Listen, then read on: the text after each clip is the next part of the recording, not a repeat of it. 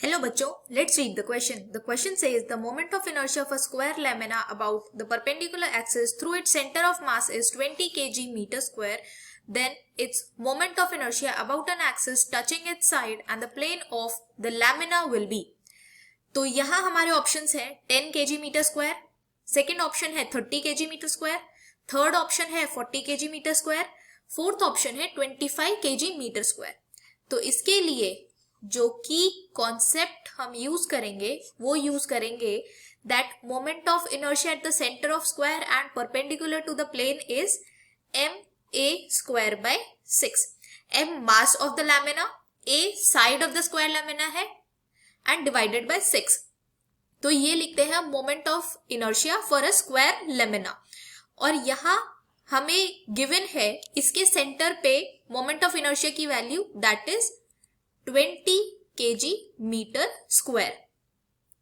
और हमें कैलकुलेट करना है इस पॉइंट पे. सपोज ये एक स्क्वायर लैमिना है तो हमें बोला गया है कि स्क्वायर लैमिना के एक साइड को एक्सिस टच कर रही हो और ये प्लेन लैमिना के प्लेन पर ही हो. तो ये हमारा एंगल ऑफ रोटेशन होगा. तो इस लाइन के अक्रॉस हमें मोमेंट ऑफ इनर्शिया कैलकुलेट करना है. तो यहां हम ma स्क्वायर बाय 6 की वैल्यू लिख सकते हैं 20 के इक्वल. तो ma स्क्वायर की वैल्यू हो जाएगी 120.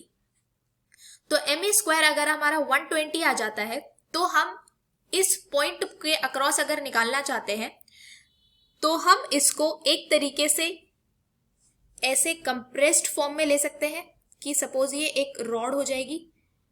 बिकॉज इसके परपेंडिकुलर पोर्शन पे तो कोई भी मोमेंट ऑफ इनर्शिया नहीं आएगा.